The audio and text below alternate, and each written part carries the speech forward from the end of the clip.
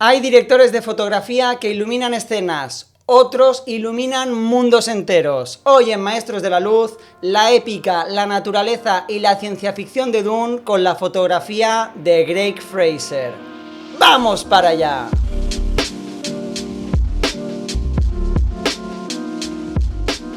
¿Qué tal, familia? Bienvenidos a este tercer episodio de Maestros de la Luz, ya sabéis, la serie en la que analizamos las 100 películas con mejor dirección de fotografía, y hoy hablamos de una de las obras cumbre de Denis Villeneuve, que es sin duda el director de moda ahora mismo en Hollywood, que además se ha apegado mucho al cine de ciencia ficción, con películas como Arrival, Blade Runner 2049 o las dos películas de las que hablamos hoy, que son Dune parte 1 y parte 2, porque vamos a tratar las dos películas en el mismo vídeo para así ver la progresión que hay en ellas a nivel de dirección de fotografía y porque, siendo realistas, son dos películas que se rodaron prácticamente a la vez. Por cierto, que sepáis que tenéis ya un análisis en Maestros de la Luz de Blade Runner 2049, dirigida también, como os digo, por Denis Villeneuve y con la fotografía de mi padre, de Roger Deakins, así que tenéis esos dos vídeos en el canal. Pero vamos al lío, porque aparte de la maravillosa dirección de Denis Villeneuve, tenemos la increíble dirección de fotografía de Greig Fraser en Dune, que se lleva el Oscar a Mejor Dirección de Foto en 2021 con la primera entrega y que, aunque estuvo nominado con la segunda, ahí la Academia no fue tan generosa y no repitió, aunque podría haberlo hecho. Para muchos y muchas quizá os ha pasado desapercibido, pero en los últimos años ha dirigido la foto de algunas películas que lo han encumbrado más aún si cabe, así que vamos a repasar algunas de ellas. Empezamos con The Batman del 2022, dirigida por Matt Reeves y protagonizada por Robert Pattinson, la película de Batman con la mejor fotografía, respetando mucho a las de Nolan, con un estilo expresionista, oscuro y con un uso potentísimo del contraste y las sombras. Una paleta de color en muchos momentos restrictiva y monocromática que sin duda nos enamoró a todos. En segundo lugar, Lion del 2017, nominada a Mejor Dirección de Foto en los Oscar y que es todo lo contrario a The Batman. Luz naturalista, una composición muy cuidada y un componente muy emocional a través de la fotografía. Y por último, esta me encanta además, Dark 030 del 2012, un peliculón de suspense y acción en el que utiliza muchísimo las luces prácticas, las lámparas, para crear un ambiente realista pero con una atmósfera tensa que es brutal. Además, estas tres películas sirven para demostrar la enorme versatilidad que tiene a nivel estético, que ya sabéis que es una cosa que yo valoro muchísimo en un direct de foto, y en Dune conjuga muchas de estas habilidades para crear una obra que es impecable, con una composición de plano maravillosa, con un trabajo naturalista de la luz que es increíble, y generando un ambiente que es a la par épico y poético. Dentro vídeo.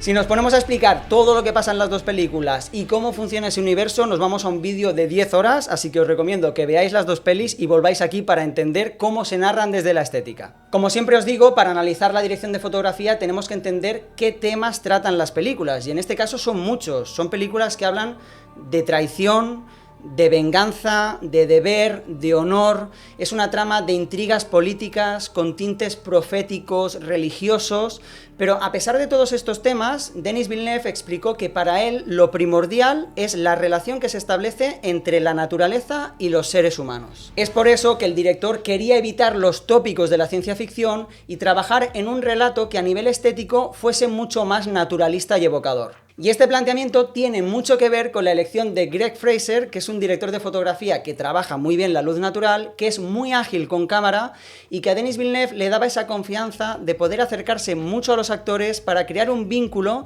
y que así el relato fuese más íntimo. Que ya os digo, el uso naturalista de la luz en películas de este tipo, donde se rueda en tantas localizaciones reales, es sin duda la clave del éxito de esta saga. Por eso siempre os digo que arte y diseño de producción son fundamentales porque afectan mucho a que el trabajo del direct de foto funcione. Y en esta peli podemos ver esa sinergia entre los dos departamentos en la que las localizaciones son brutales y Greig Fraser pone con la fotografía esa magia extra. Tanto en la primera como en la segunda película, prácticamente toda la trama sucede en Arrakis, un planeta desértico, el planeta de Dune. Y Denis Villeneuve y Greig Fraser encontraron 3 lugares donde fueron a rodar que representaban a la perfección cómo se imaginaban ese planeta. En primer lugar, los desiertos de Jordania, por el color de sus rocas, por ese horizonte inabarcable, y donde rodaron también en Wadi Rum, que les daba lo que parecía una ciudad tallada en piedra y que era el lugar perfecto para que viviesen los Fremen. Pero no solo rodaron en ese desierto, también rodaron en Abu Dhabi, con una arena mucho más rojiza y que, sumada a los amaneceres y los atardeceres, les daba esos tonos cálidos amarillentos que son tan clásicos de Arrakis. Y por último, para el sueño final en la segunda parte de Dune, necesitaban un lugar donde el desierto y el mar se encontrasen, por lo que rodaron en Namibia, en una localización que me parece espectacular y que apoya mucho el tono poético de la película.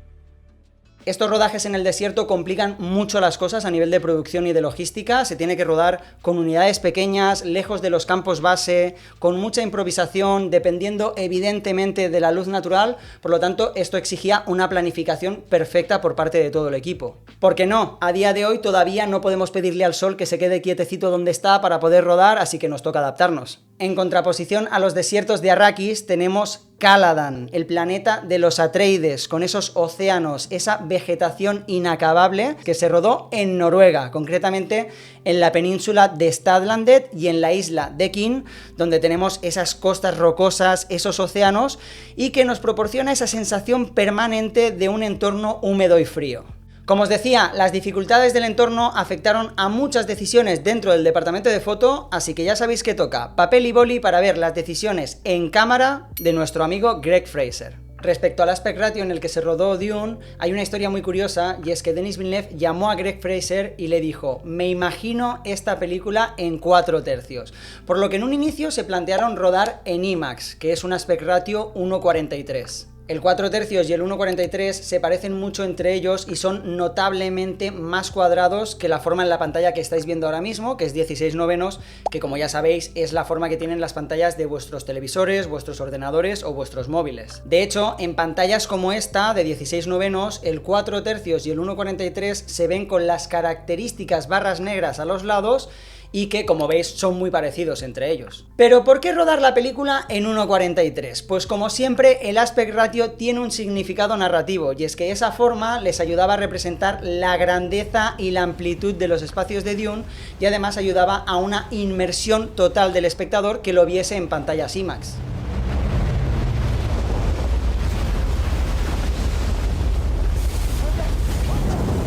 Y ahora estaréis diciendo: ya Uri, pero yo en mi ciudad no tengo un cine con pantalla IMAX, por lo tanto, ¿me estoy perdiendo partes del plano que ellos rodaron? Pues sí, tengo que deciros que os estáis perdiendo parte del plano. La idea de la película, tal como se la imaginaba Denis Villeneuve, es en 1:43, por lo tanto, para ver el plano tal como él se lo imagina, tenéis que ver la película en una pantalla IMAX. De todos modos, sabiendo que la película se iba a proyectar en muchísimos cines comerciales, compusieron los planos teniendo en cuenta también un aspect ratio de 2:39, con las típicas barras negras arriba y abajo, para tener un plano compuesto que también fuese orgánico, pero evidentemente perdiendo información por arriba y por abajo. Pero cuidado, que la decepción no acaba ahí. Aunque se trabajó en un aspect ratio de IMAX, no se rodó con cámaras IMAX y no se rodó en analógico. Os explico por qué. La logística del rodaje hacía que fuese muy complicado rodar con las grandes cámaras IMAX en 65 milímetros, y aunque hicieron pruebas con 35 milímetros, que es más ligero, vieron que la textura de la imagen, el acabado de los colores analógicos, les transmitía una sensación muy nostálgica que no acababa de encajar con el acabado futurista que querían para la película. Solución final: rodar en digital, concretamente con 3 cámaras: Alexa 65, Alexa LF y Alexa Mini LF. ¿Qué proporcionaban? Pues muchas facilidades a nivel de agilidad, a nivel de exposición, para poder trabajar en condiciones cambiantes de luz, y también podían visualizar los diferentes aspect ratios en los que se proyectaría la película. Yo he rodado con Alexa Mini LF y la verdad que es una gozada, y ahora cuando os hable de las ópticas que montaron vais a flipar. Aun habiendo rodado en digital, para darle el toque final a la película, después de hacer parte de la postproducción, decidieron imprimir la película en analógico y volverla a escanear. Este proceso es un poco complejo, pero en definitiva, se hizo para conseguir un equilibrio perfecto a nivel de imagen entre la textura del analógico de IMAX y la potencia visual de la limpieza digital. Y ahora sí que sí, vamos a hablar de las ópticas que se utilizaron tanto en la primera como en la segunda película, porque son cremita. Como siempre os digo, y ya me hago hasta pesado, todas las decisiones de fotografía tienen que ver con la narrativa, y en este caso la decisión de ópticas tuvo mucho que ver con el protagonista.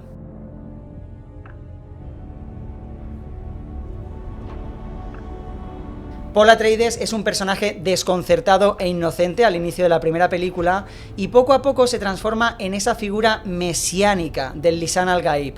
Esta transformación se narró con la evolución de ópticas que podemos ver a lo largo de las dos películas. La primera película se rodó con dos sets de ópticas, unas Panavision H series, que son ópticas esféricas, sobre todo para las escenas concebidas en 1.43 en IMAX, y por otro lado unas Panavision Ultra Vista, que son ópticas anamórficas y que se utilizaron para las escenas que de inicio estaban concebidas en 2.39. Además es interesante porque este set de ópticas ya lo utilizó Greig Fraser en la primera temporada de The Mandalorian, que es una serie que él dirigió la fotografía.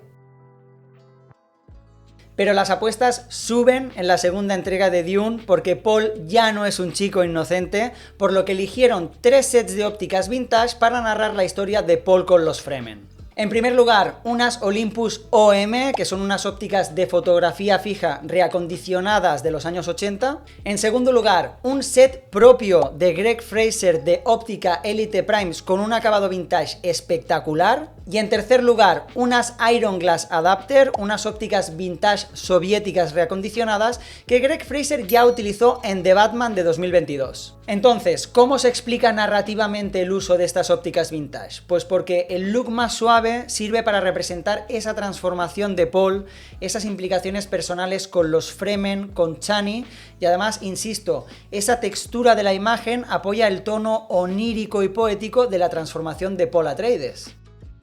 Además, Denis Villeneuve ha explicado que en la segunda parte uno de los grandes objetivos era acercarse más a Paul para conectar al espectador más con esas visiones que tiene del futuro, y esto no solo se hizo con las ópticas vintage, sino también con la elección de focales. Por cierto, para los que vayáis un poco perdidos, la distancia focal es ese numerito que se mide en milímetros, 24 milímetros, 50 milímetros, 75 milímetros, y que no solo define el campo de visión de la óptica, sino también la profundidad de campo. Entonces, ¿cómo se utilizó este maravilloso recurso para narrar la evolución de Paul Atreides? Pues mientras que en la primera película se rodó sobre todo con un 55 y un 75, en la segunda entrega se usó un 58, un 85 y un 135. Estas ópticas más tele aportan más intensidad, acercando al espectador a su mirada y haciendo sentir la presión que siente el personaje. Además, también sirven para borrar mucho más los fondos, por lo tanto el espectador no puede hacer otra cosa que mirar a Paul a los ojos y conectar con ese sufrimiento y esa responsabilidad que tiene.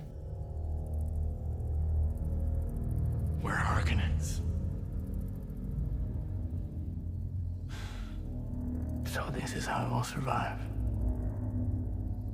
By being Harkonnens. Ya veis que vamos muy bien equipados en cámara, así que hablemos ahora del magnífico trato de la luz natural en Dune.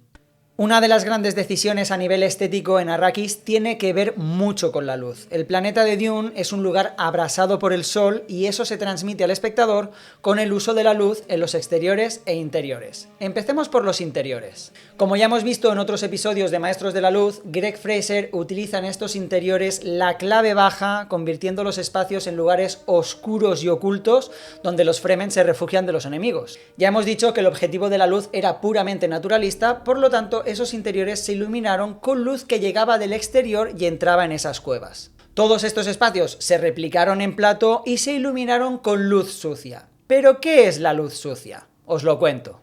A diferencia de la luz limpia, que es por ejemplo la luz de un foco que incide directamente sobre un personaje, la luz sucia hace referencia a una luz que viene de algún sitio rebotando por el espacio e incidiendo en los personajes de una forma poco convencional. Por lo tanto, la luz de esas cuevas es la luz del sol, pero que llega rebotando por esos pozos de luz, por esas cavidades de roca y llegando finalmente a los personajes de una forma muy suave.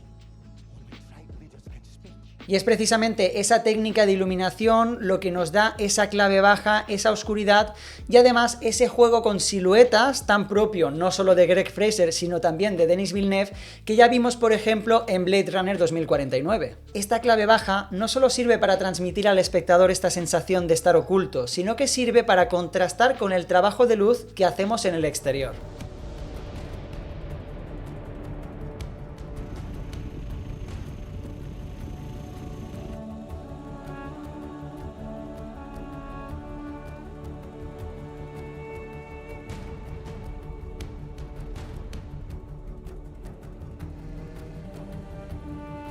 Cuando salimos de esos edificios y nos encontramos con el desierto, nos sucede lo que nos pasa en la vida misma. Si salimos de una habitación oscura al exterior, al sol, nos cegamos, todo se quema. Transmitimos a nivel fotográfico y de trabajo de luz esa sensación de que el exterior está abrasado por el sol de Arrakis.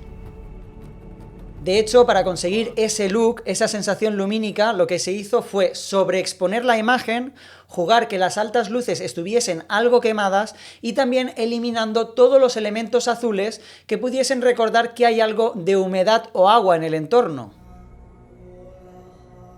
Los cielos de Arrakis no son azules, se retocaron en postproducción para eliminar el azul, conseguir esa sensación amarillenta que nos da la sensación de que el ambiente es seco, de que es abrasador y que refuerza esa sensación desértica que tiene que tener el planeta de Dune.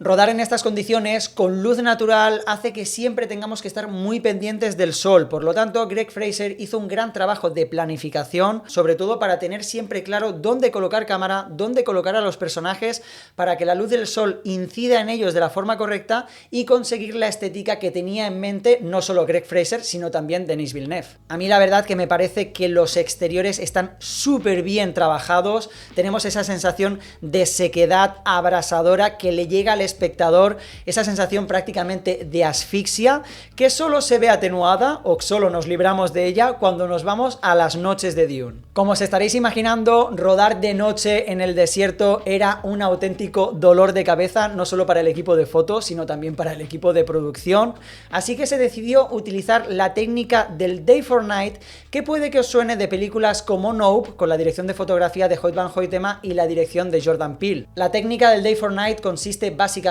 en rodar al anochecer en lo que llamamos hora azul, cuando el sol ya se ha puesto, ya no incide sobre el terreno, pero nos sigue llegando esa luz suave que rebota en el cielo y que prácticamente no genera sombras. Esa luz suave nos da una base perfecta para trabajar, explotando la sensibilidad del sensor de las cámaras Alexa y que luego en postproducción se retocará para dar un tono frío, desaturar los colores y que consigue tener ese look tan característico de las noches en Dune que para mi gusto da un estilo muy natural.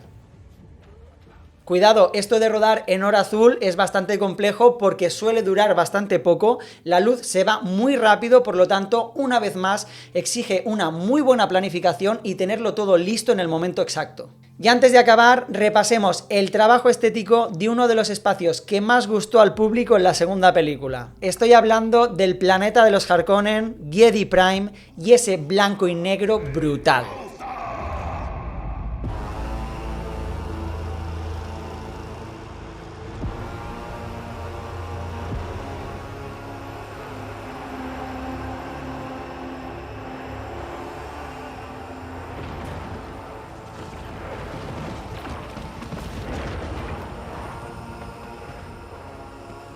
Denis Villeneuve y Greig Fraser han explicado en entrevistas que Giedi Prime es un planeta totalmente industrial, plástico y que está desconectado de la naturaleza. Por lo tanto, a nivel estético querían darle un carácter que representase cómo son los Harkonnen y cómo ven la realidad. Y la magnífica idea que tuvieron fue representar Giedi Prime con un sol abrasador como el de Arrakis, pero carente de color y que nos daba un blanco y negro de pesadilla que encajaba mucho con la mentalidad de los Harkonnen. De hecho, la idea lumínica que tenían es que los interiores tienen luz visible, por lo tanto tienen color en Jedi Prime, un color muy frío, y al salir al exterior la luz del sol es infrarroja, por lo tanto solo refleja blanco y negro. Pero ¿cómo lo consiguieron? Porque no es un blanco y negro normal, tiene un carácter muy peculiar. Pues os digo cómo, rodando en infrarrojos. Como os digo, evidentemente no se rodó con cámaras infrarrojas, se rodó con las cámaras Alexa que estaban utilizando en el rodaje, pero se intervinieron retirando filtros y añadiendo otros delante del sensor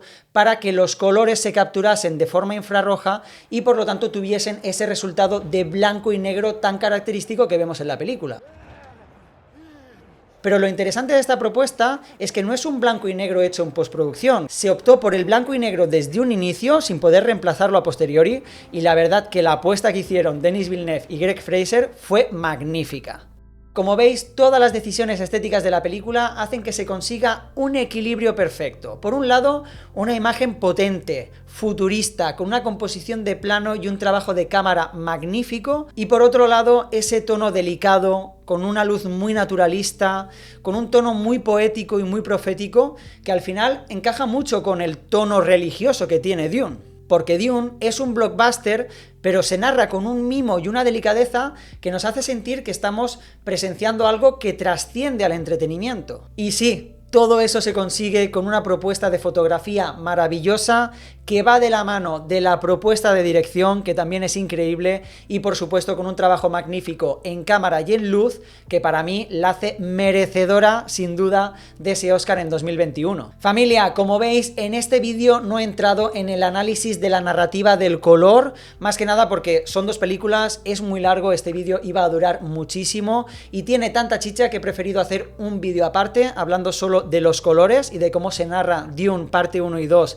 a través de los colores, que la verdad que tiene cosas que son una delicia. Así que nada, familia, seguimos en este apasionante viaje por la narrativa y la dirección de foto de Dune parte 1 y parte 2. Ahora deja un like, suscríbete al canal si no lo has hecho todavía porque me ayudas muchísimo en esta aventura y nos vemos muy pronto aquí con más contenido de Maestros de la Luz.